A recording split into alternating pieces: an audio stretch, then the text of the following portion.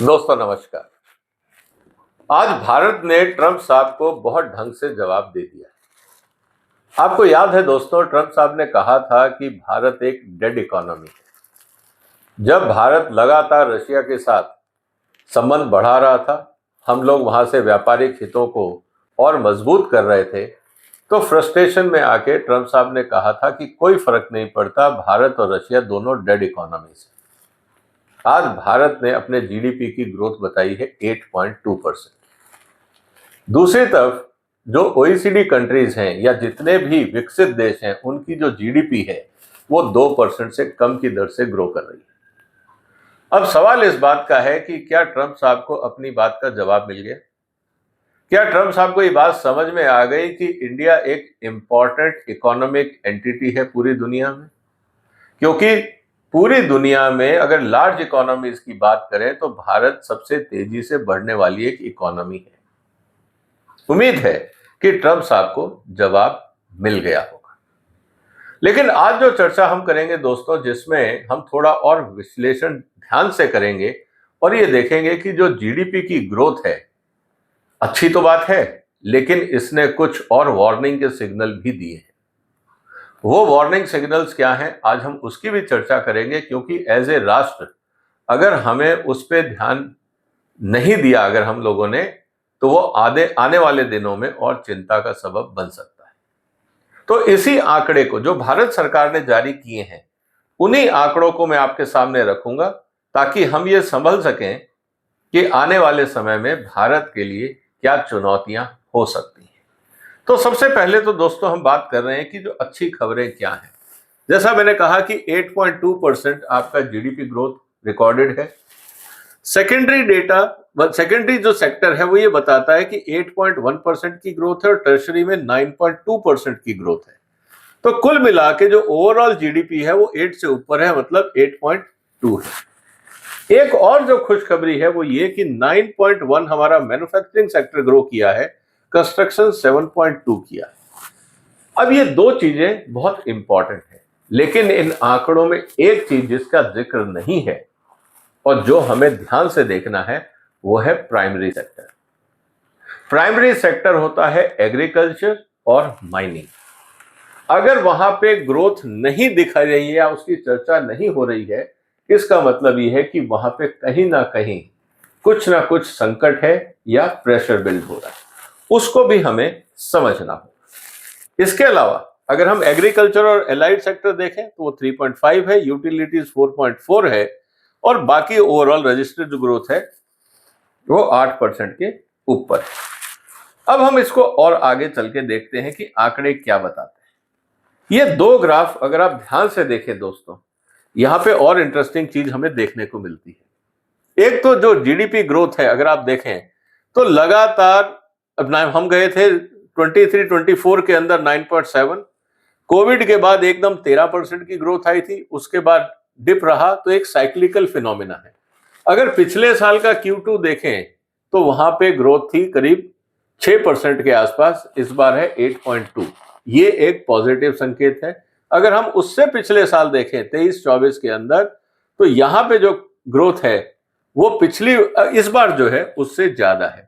इसका मतलब ये है कि ये जो ग्रोथ पैटर्न है ये कंसिस्टेंट नहीं है, फ्लक्चुएटिंग है। ये एक बात है कि जिसको हमें यहाँ पे स्टेबलाइज करना चाहिए, क्योंकि इतने समय में हमारी आबादी बढ़ी, इस बात को आपको ध्यान रखना पड़ेगा। पर कैपिटा इनकम भी बढ़ी होगी, लेकिन जीडीपी उस लेवल तक वापस नहीं पहुंची। इसका मतलब जो हमारा बेस है या तो वो बड़ा है और प्रोपोर्शनेटली वो ग्रोथ रेट की जब हम बात कर रहे हैं हम वो अचीव नहीं कर पा रहे। इसके अलावा जो एक इंपॉर्टेंट बात और है वो यही आती है कि जो हम रियल ग्रोथ की हम यहाँ पे बात कर रहे हैं, वहां पे भी अगर हम देखें तो 8.1% का ग्रोथ है, जो पिछले साल करीब 6 के आसपास था, 6 सवा 6। इसका मतलब ये है कि पिछले साल के मुकाबले इस बार ग्रोथ अच्छी हुई है। और जो सबसे इंपॉर्टेंट बात है जिसको हमें और ध्यान से देखना पड़ेगा, ग्रोथ के अंदर अगर हम और ध्यान से देखें तो जो पब्लिक सेक्टर और डिफेंस है उसका योगदान 16% है। लेकिन अगर हम माइनिंग का ध्यान देखें, इसका मतलब यह है कि हमारे यहाँ पे माइनिंग की ग्रोथ नहीं है, मतलब जो नॉन एग्रीकल्चर सेक्टर है उसकी जो रॉ मटेरियल रिक्वायरमेंट है वो नहीं बढ़ रही है। इस बात को आपको ध्यान देना होगा। इसका मतलब यह है कि जो हमारा मैन्युफैक्चरिंग सेक्टर बढ़ रहा है 14% की दर से, क्या वो इंपोर्ट के कारण बढ़ रहा है? हम रॉ मटेरियल या इंग्रेडिएंट्स इंपोर्ट कर रहे हैं, हिंदुस्तान में मैन्युफैक्चरिंग कर रहे हैं, लेकिन हमारा जो रॉ मटेरियल की ग्रोथ है वो नहीं बढ़ रही है। ये जो फिनोमिना है इसको समझना बहुत जरूरी है। क्या मैन्युफैक्चरिंग इंपोर्ट आधारित हो रही है? अगर ऐसा है तो कल को अगर कोई बात होती है चाइना से, हमारा रॉ मटेरियल या जो कंपोनेंट्स है वो इंपोर्ट होने में दिक्कत होती है, तो सीधा असर मैन्युफैक्चरिंग पे आएगा। ये बात हमें समझनी होगी। इसको मैं और विस्तार से आगे आपको बताऊंगा। फाइनेंशियल मार्केट, रियल एस्टेट 27% का योगदान, इसके अलावा जो कंस्ट्रक्शन है वो 8% का योगदान दे रहा है, जिसको हमें समझना होगा। अब हम सेक्टर वाइज अगर एनालिसिस करें यहाँ पे, तो एक तरफ आप देखेंगे कि जो माइनिंग सेक्टर है जिसकी मैं बात कर रहा था वो काफी कम है, लेकिन जो मैन्युफैक्चरिंग है उसमें बहुत तेजी से ग्रोथ हुई है। ये जो ग्रोथ है इसको अगर आप ध्यान से देखेंगे तो इसका जो फैक्टर है वो इंपोर्ट से हो रहा है। हम आयात ज्यादा कर रहे हैं। अगर इसी तिमाही की हम आंकड़े अगर देखें तो हमने जो आयात किया है वो करीब 185 बिलियन डॉलर के आसपास हमने आयात किया है, और जो हमने एक्सपोर्ट किया है वो करीब 105 बिलियन डॉलर के आसपास है। इन 3 महीनों में ही भारत का करीब 80 से 90 बिलियन डॉलर का डेफिसिट है ट्रेड के अंदर। ये भारत के लिए अच्छी खबर नहीं है। आंकड़े हैं, ग्रोथ है, सब कुछ है, लेकिन हमारी जो ग्रोथ है वो इंपोर्ट ओरिएंटेड है। और अगर कल को इंपोर्ट कम होता है या अब जिस तरह से रुपी डिवैल्यूएशन हो रहा है तो इंपोर्ट महंगा होगा, और जब हम इंपोर्ट और महंगा जाम देके खरीदेंगे तो जो हमारा एक्सपोर्ट हो रहा है उसमें भी हमें कोई बहुत ज्यादा मार्जिन की उम्मीद नहीं है। इस बात को समझना होगा। एग्रीकल्चर में भी अगर हम देखें तो ट्रेंड नेगेटिव है। सीजनल फैक्टर भी हो सकते हैं, गर्मी का टाइम है, बारिश का टाइम है, कई फैक्टर हो सकते हैं। लेकिन अगर हम कंस्ट्रक्शन देखें तो वो भी कम हुआ है। कंस्ट्रक्शन क्यों कम हुआ है? आप कई कारण कह सकते हैं। दूसरा, क्या लोगों ने घर खरीदने कम कर दिए हैं? ये भी एक अपने आप में बड़ा सवाल है। तो कई कारण हैं, लेकिन ट्रेड में बढ़ोतरी है, फाइनेंशियल सर्विसेज में बढ़ोतरी है, पब्लिक एंड डिफेंस में बढ़ोतरी है। डिफेंस में बढ़ोतरी होना स्वाभाविक था। ऑपरेशन सिंदूर भारत सरकार का काफी खर्च हुआ होगा, तो वो आपको यहाँ पे रिफ्लेक्ट होता दिख रहा है। अब अगर हम बात करते हैं कॉम्पोजिशन को लेकर कि हमारा जो जीडीपी है, जीबीपी, उसकी ग्रोथ क्या है, तो अगर आप यहाँ देखें तो जो एग्रीकल्चर, जो प्राइमरी सेक्टर ग्रोथ है वो घट के करीब 14.9 15% रह गया है। दूसरी तरफ अगर हम देखें तो सेकेंडरी सेक्टर वो भी कम हुआ है, जो फिनिश गुड्स है वो बढ़ा है। इसका मतलब ये है कि हमारे यहाँ पे जो टर्शरी सेक्टर है, टर्शरी सेक्टर का मतलब ये है कि हम इंपोर्टेड प्रोडक्ट लाके असेंबली करके माल को बना के बेच रहे हैं। हमारे यहाँ जो बेसिक रॉ मटेरियल प्रोडक्शन है उसमें ग्रोथ नहीं दिख रहा है, और ये एक चिंता की बात है। अगर यहाँ पे ग्रोथ होता और ये ग्रोथ होता तो इसका मतलब ये है कि हमारा जो रॉ मटेरियल है वो हमारी इंडस्ट्री को फीड कर रहा है। कॉम्पोजिशन को, ट्रेड कॉम्पोजिशन को, मैन्युफैक्चरिंग सेक्टर की रिक्वायरमेंट्स को हमें समझना होगा। अगर हम दूसरी तरफ देखें और डिटेल में, जो ट्रेंड रहा है पिछले ईयर ऑन ईयर, उस हिसाब से अगर हम देखते हैं तो प्राइमरी सेक्टर में नेगेटिव ग्रोथ है, जबकि टर्शरी सेक्टर में पॉजिटिव ग्रोथ है, और जो सेकेंडरी सेक्टर है उसमें भी बहुत ज़्यादा ग्रोथ नहीं है, थोड़ी सी बढ़ोतरी है। ये 15 था, 8 पे आ गया है। इसका मतलब हमारा जो इकोनॉमिक डेवलपमेंट मॉडल है, हमें अपने डोमेस्टिक सिस्टम को सुधारना होगा, हमें अपनी क्वालिटी को सुधारना होगा, हमारे यहाँ कॉस्ट ऑफ प्रोडक्शन को सुधारना होगा, लॉजिस्टिक्स को सुधारना होगा, ब्यूरोक्रेसी को सुधारना होगा, क्योंकि ये सब काम जो होता है ये ग्राउंड लेवल पे होता है। और अगर यहाँ पे इंफ्रास्ट्रक्चर सही नहीं है, करप्शन है, परमिशंस टाइम पे नहीं मिलती हैं, तो ये सेक्टर सफर करता है।